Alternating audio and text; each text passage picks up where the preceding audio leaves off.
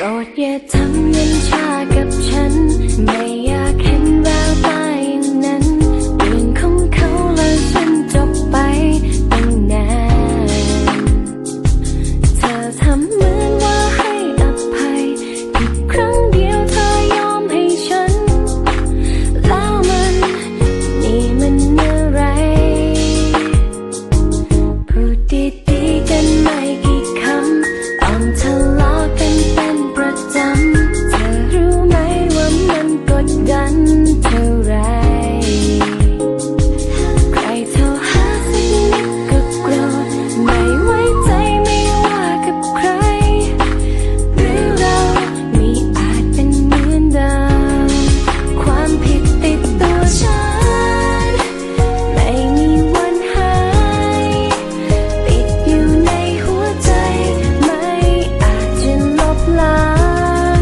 ความผิดติดตัวฉัน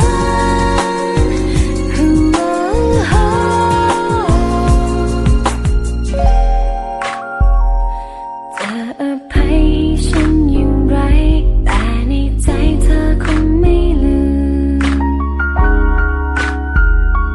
แต่ละวันที่มันผ่านไปต้องทนทรมานจิตใจจะต้องขอโทษเธออย่างไรให้หายกันในเมื่อฉันไม่เลิกกับเธอในเมื่อเธอไม่เลิกกับฉันแล้วเราเจ็บไปเพื่อใครความผิดติดตัวฉันไม่มีวันหายติดอยู่ในหัวใจไม่อาจจะลบล้างความผิดติดตัวฉัน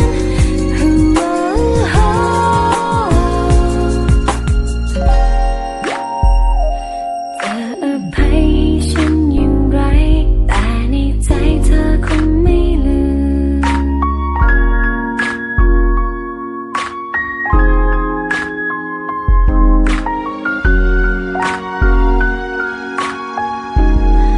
ความผิดติดตัวฉันไม่มีวันหายติดอยู่ในหัวใจไม่อาจจะลบล้างความผิดติดตัวฉัน